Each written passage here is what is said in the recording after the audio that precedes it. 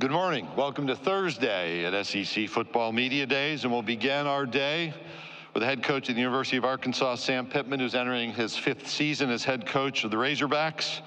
Sam played defensive end at Pittsburgh State, where he was an NAIA All-American and twice earned all-conference recognition.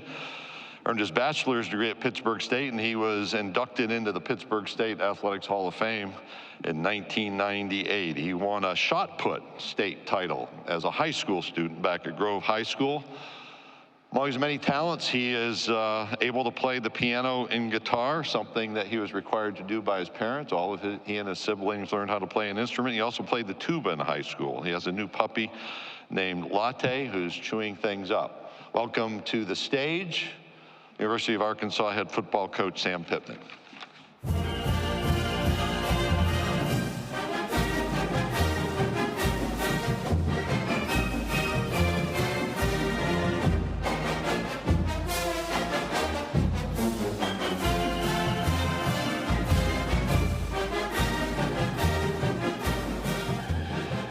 Good morning, everybody. My buddy Jim Chaney said NAIA means never an ineligible athlete, and that's how I got into school, but I don't know about all that. Thank you, Mr. Sankey. Appreciate it. What a wonderful job he does for us. We are prepared. Never is there a moment where we're going, we find out something from the media, from a different conference. And we are very, very lucky, very fortunate to have Mr. Sankey as our leader. I want to tell a story about Monty Kiffin. And he was the defensive coordinator at Arkansas in 1977, 78, and 79. Lou Holtz was the head coach. In those 3 years, with his expertise of coaching defense, the Razorbacks finished 3, 11, and 8 in the national polls when Coach Kiffin was the defensive coordinator. 1978, the Grove Ridge Runners played the Miami War Dogs. Coach Kiffin came over to the game. Now, I always knew I wanted to be a coach. And Coach Kiffin came over to the game, and he was there to see Todd Berry. Todd Berry was the #1 ranked quarterback in the state of Oklahoma. He was not there to see any of the Grove Ridge Runners. We lost the game late, 21-16, and Charlie Cooper, our head football coach there at Grove, Coach Kiffin came in and asked could he talk to the team. And he came in and he said some unbelievable things about our toughness and our fight and our grit. And I remember, you know, the impact that his speech that it made on me. And I thought, you know, as I become a coach, how we can change lives and how we can be meaningful to young athletes, young people. By the way that Coach Kiffin talked to us that day. I'll never forget that as long as I live.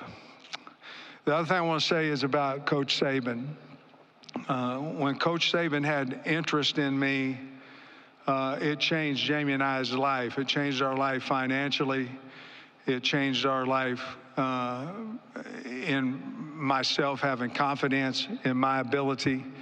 And then whenever I went to the head coaches meeting, it goes in alphabetical order, and I sat right next to Coach Saban, and I'm not saying he took me under his wing, but I was nervous sitting next to him. I'm sure I asked him more questions than what he might wanted to answer, but he answered every one of them. And I think there's a reason why I went and worked for Kirby at Georgia. I think it had a lot to do with Coach Saban. Derek Dooley started that at Tennessee. But Coach Saban's the GOAT, and he is someone that our league is going to miss dearly, and I just wanted to talk about that. I want to thank Hunter Yurachek. You know, we work with a great group of people at Arkansas. And, you know, Mike and Bucky and Dave and Cal and Shauna and Jordan and Courtney. just wonderful people to work with. Chris Johnson just won the national championship in women's track, and just a great group of people. And it's really about what the state of Arkansas is all about. And we brought Taylon Green, Andrew Armstrong, and Landon Jackson here. All three of those guys have Texas ties. Taylon Green, obviously, is our quarterback, transferred in January. Bobby Petrino went out and handpicked him. He's perfect for what Coach Petrino wants to do for our offense, and he's got great leadership skills. He's a wonderful athlete, and I'm excited for you guys to meet him today. Andrew Armstrong is also from Bishop Dunn here in Dallas, a wide receiver. He was our top production wide receiver last year. He's excited to be back in Dallas. You'll enjoy him as well. Landon Jackson led our team in sacks, led our team in tackles for losses last year. He was also a captain for us last year. He's right here from Pleasant Grove High School in East Texas, and we're happy to have those three with us.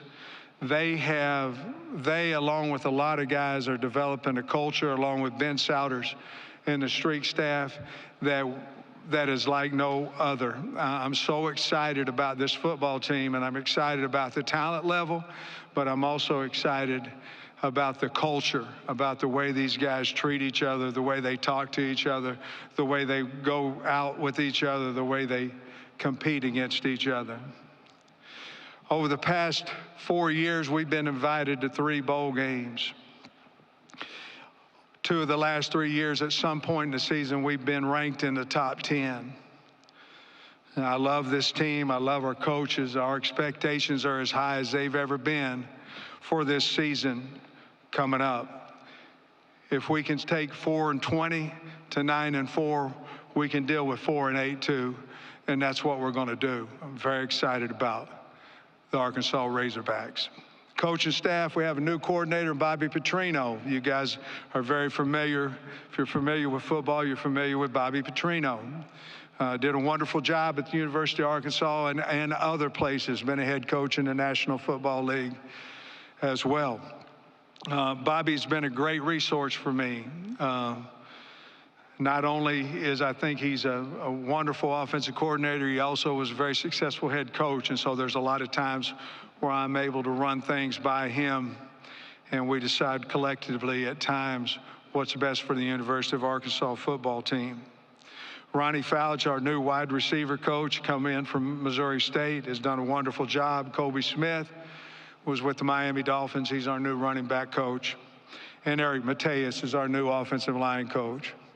Eric Mateus has done a wonderful job with our offensive line, and very excited about that group. Special teams wise, we return our 2 snappers in Stein and No. We have a kicker battle going on between Shipley, Ramsey, and Vito. Our punter will be Devin Bell, returning from last year. Sategna, we're very excited about him as a returner. On offense, we have a lot to improve on. We think we address that in the portal with 4 offensive linemen and 3 portal running backs. Obviously went out and got a quarterback as well. Our wide receiver group is returning. But I think the most improved part of our football team this spring was our offensive line. I'm excited about that group. Defensively, we were much improved a year ago. Fewest yards allowed since 2010, best pass defense since 2014, and led the nation in defensive touchdowns with 5. We have to finish the season. We did not do that well. We've got to figure out how to win the close games, and we lost 5 games by a touchdown or less. We've got to figure that out. We feel like we're well on our way to getting that accomplished. I like the new schedule format. I think we're going to be able to see every team in our stadium over a 4-year span, and we'll be able to go to every team stadium in the SEC. This year, home with Tennessee, LSU, Ole Miss, and Texas, and away with Auburn, Texas A&M, Mississippi State, and Missouri. We play 7 preseason top 25 teams. That's how it is in the SEC. They also have to play the Arkansas Razorbacks. We're excited about our non-conference opponents this year. We go to Oklahoma State week 2. I really like that game. It's 3 hours away. They have a great program, great coach. Excited about going over there to Oklahoma State. 13 returning starters, 5 on offense, 6 on defense, and 2 on special teams. We added 17 high school scholarships addition and 22 through the portal that were scholarship players. 2024 season's a fresh start. We've been working tirelessly to address the areas we need improvement. Our players have shown remarkable resilience and commitment this offseason. We know our fans deserve a team that competes at the highest level. We're committed to making that happen. The support from our Razorback community has not wavered. It fuels our drive to turn things around. Our focus is to embrace the hog, which means we need to be tough, we need to be together, we need to be consistent, accountable, and do it with pride. I think we've accomplished that this summer. We've accomplished that through the spring ball. Every setback's an opportunity for a comeback. We've embraced that mindset. I believe in our players and our staff and our state and our direction that we're heading in, and that we're going to rise to the challenge for a great 2024 season. With that, I'll take questions. Thank you, Coach Pittman. If you have a question, please raise your hand. We'll bring a microphone to you, Daniel, Nolan, or KD. And please state your name and affiliation. So we'll come all the way up here to the front. Start here on the second row right here on the aisle. Trey. Hey, Coach. Trey Biddy, Hog Sports, 24/7 Sports. I know you guys look day to day into that first game, but I am curious, you've seen the schedule. What do you think about playing your first 5 games in 5 different venues? I don't know if any other team in the country is doing that. And yeah, just what do you think about that challenge, and have you given it much thought? Well, yes, we've obviously talked about the schedule. The deal with that, Trey, is you know, as long as we are involved in the game in Dallas and we're involved in the game in Little Rock, we're going to have home games. This one in Dallas is an away game, but we're going to have home games that are away from our university. And I can remember, I think we had a stretch in there where we had, maybe it's 2 years ago, where we had 3 home games on the schedule, but we played in Razorback Stadium 1 of those, 5 games. That over the three of the 5 were home. All I can say is we're going to try to embrace that. Last year we had the away games right there in a row. What was it, at Alabama, at LSU, on the road. We need to do a better job than what we did a year ago. The difference is a little bit too, Trey, is the time. There'll be at 11 o'clock, there'll be at noon, there'll be a night game. So we'll certainly have to get ready for that. I do know that our first 2 games are going to be at night and then in the morning, and then our third game is going to be in the afternoon. So we'll have covered all those. So then the 4th and 5th time we go to a new venue, at least we should have been able to cover the time frame of the game and the schedule that wise with the kids. Coach, we're going to go straight right in front to the right near aisle. Good morning, Coach. Morning. Cody Clearman on Texas football. Last time Texas played Arkansas, it was not a good outcome for Texas. They come back to Fayetteville this fall, and coming into the SEC adds a new layer of the rivalry. Steve Sarkisian was quoted saying, "Arkansas hates Texas more than they like themselves." I just want to know what your response to that statement is. Well, I will say this. We hadn't played Texas for years, and when we played them a couple of years back, it was the most excited our fan base has been in a while. So I would say he's probably right. The difference is Texas is certainly a different team. than what we played. That was his first year there, and now, obviously he's a great coach, great guy, and got a wonderful football team. But I'm glad that we're going to play them at home again. I don't know if that's fair because they came there 2 years ago, but it's an early morning game. But he's probably correct. You'd have to ask the old hats of Arkansas, but he's probably right. Coach, will go straight in front of me, my table. Barry? Yeah, Barry Trammell, Tulsa World. Hey, Barry. How you doing? Good to see you. Sam, we've got a 12-team playoff now. A lot more access to what people would consider a successful season. What does that do for a program like Arkansas? Well, I think it gives you life. I do. We're all striving to get in the playoffs, including the University of Arkansas. And, when you lose a game and it's a 4-team, you got a problem. Georgia last year, one of the best teams in the country, didn't get in the playoffs, lost one game. And so this is going to give, I think you're going to see better football towards the end of the year because you're going to see some two-win teams get into the college playoffs, or two-loss teams get into college playoffs. And I just think it's going to continue to keep your team alive as you move forward. I think you're going to see better bowl games out of it, better teams in bowls. I think this 12 teams is going to make a big, significant difference in college football. Coach, we'll go to this section and over to our right in the middle. Coach. Emily Grace McWhorter from the next round. Last season, we saw flashes of just how good your Arkansas team can be. This season, how do you maximize on that potential? Well, that's a great question. I think ours is all about consistency and finishing. Again, we lost 5 one-score games, but I think you're going to say that next year. You're going to say you either won them or, you know what I mean? You're not going to beat somebody by 21. It's hard. In this league. So I think it's going to be consistency, better game planning.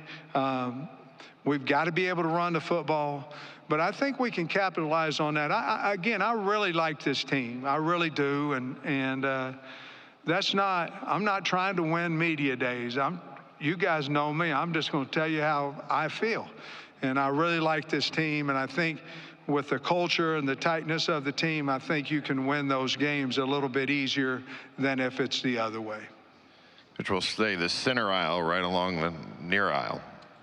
Coach Pittman, Drew DeArmond, WZZN Radio, Huntsville, Alabama. When you were hired by Arkansas, you were considered the best offensive line coach in college football. After you self-scouted and hired Eric Mateos, did you put a finger on what caused the struggles along the offensive line last year? And how did you guys game plan to attack the portal and improve that area of the football team? Yeah, fair. Very fair. Talent-wise, we had to do better recruiting. And you talked about my O-line background. Well, we've got to get better there. We wanted to attack. We had to go out and get 2 tackles. We have a player in Kudus that I really like. He lost his confidence out there. He was the best we had, but he lost his confidence out there. We move him inside. He's a heck of a player. He's one of the strongest guys on the team. Junior Carmona, Blackstock, and Nichols, those 3 guys, they're a little bit like Taylon Green in that his leadership is incredible, but they are too. And when you have guys that don't just want to play on the O-line, but they want to lead, and they want to say, hey, look, bro, we got to go. We got to go. We got to go. We got to go. We got to do this. We extra here. When you have those guys in there, which we have, leading like that, I think that you can get a lot better. Eric Mateos is different because he doesn't only, hey, you need to talk to him. You need to talk to him. It's not necessarily about the play that he messed up. It's about, hey, what's going on at home? There's different roots to the problem.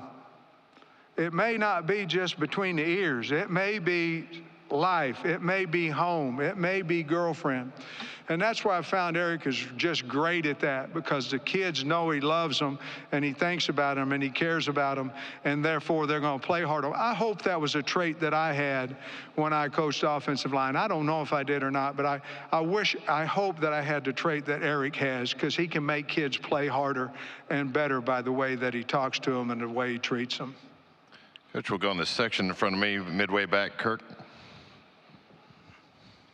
Hey, Coach. Steve Moulton, WZZN out of Huntsville, Alabama. Hope you're doing well. Doing great. I believe I heard you right when you said 17 high school players in this recruiting class, yes, but also 22 out of the portal. So I was wondering the just evaluation of the portal and who you consult with to just. It feels like that was I wasn't expecting a larger number out of the portal rather than high school. Sometimes what ends up happening is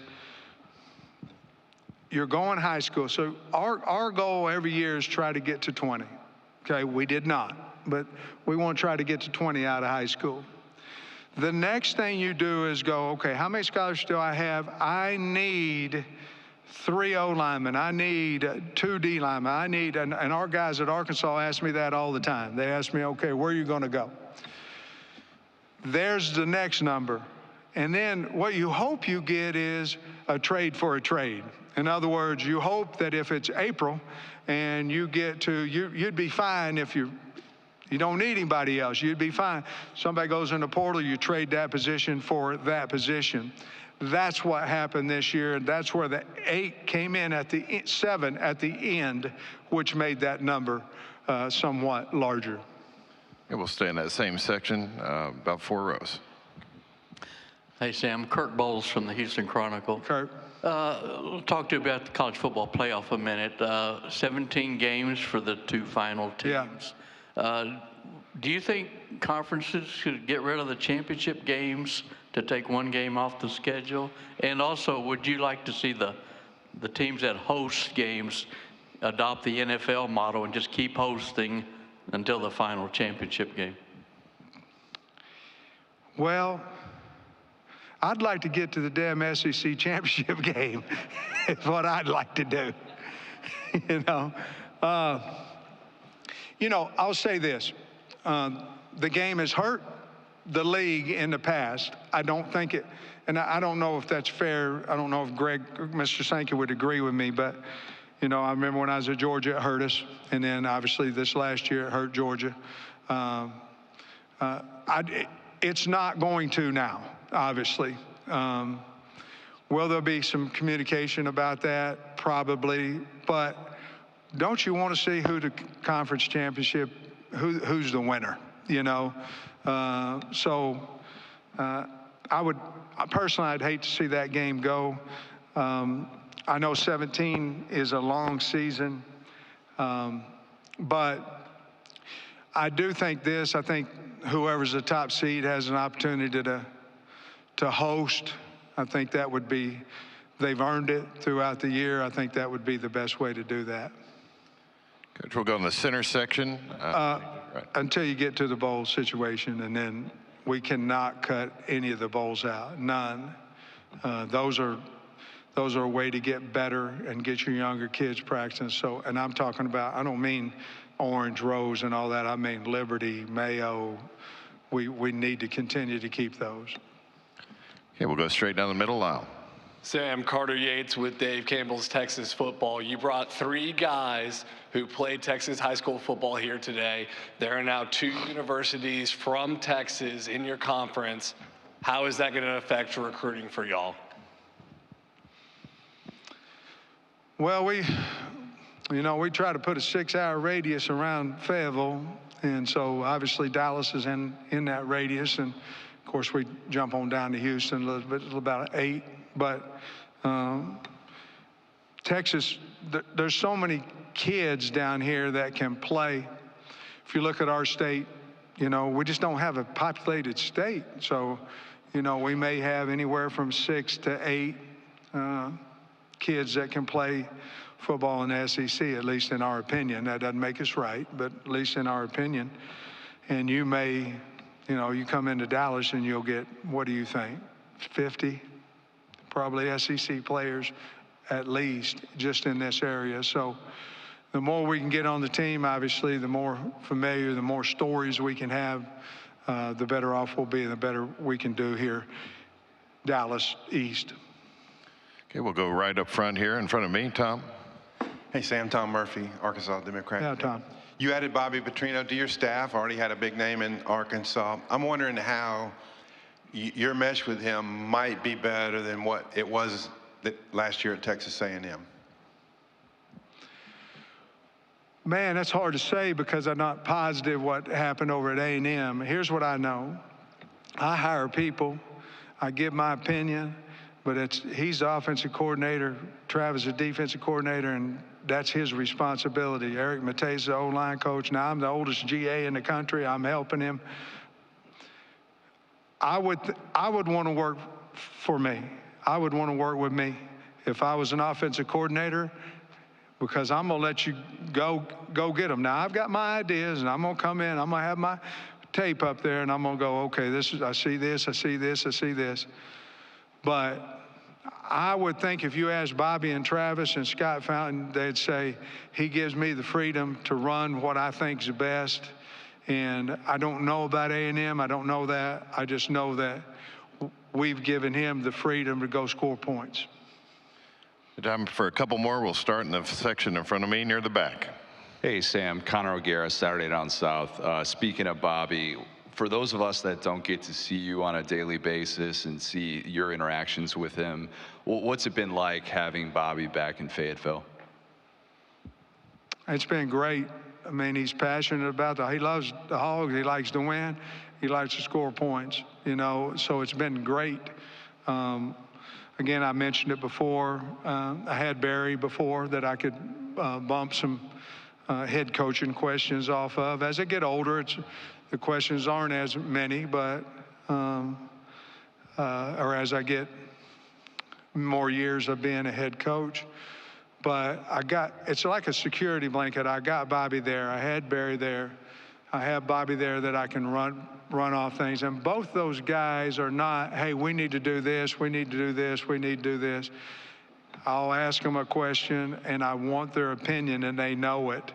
And we'll agree on it or we won't, but we're both grown men, and if we do, we do. If we don't, we don't. We'll move on down the road. But that's been very beneficial to me, and I really like him, and I have a lot of respect for him. So it's just he spends more time in my office than anybody, and I apologize to him, but I say, hey, Bobby, come, you know, and I don't know if he likes it or not, but I do make him talk to me a lot. Okay, we'll take one final question right in front here on the near aisle, third row. Colin. Hey, Sam. Colin Wilson with the Action Network. Last year, you and I discussed the hire of Travis Williams, how aggressive he was from UCF, and you said not a lot of cover zero is going to be needed. It looks like 52 plays came in cover zero. But with this defensive line and how talented they are, is the plan to be even more aggressive with blitz, maybe even more cover zero than 52? You know, I had a question earlier today about, you know, close games, tight games. Some of our discussion has been about our aggressiveness during the end of games defensively. You know, I think Travis did a wonderful job for us last year. But I don't want to handcuff him either, you know. So 52 of those plays, will it go up? Probably. But I do think we're a little bit better at corner and a little bit better in the safety spot to be able to cover zero, cover true man, that we can do that. Coach Pittman, thank you for your time this morning. Thank you, everybody. Appreciate you. Go Hogs.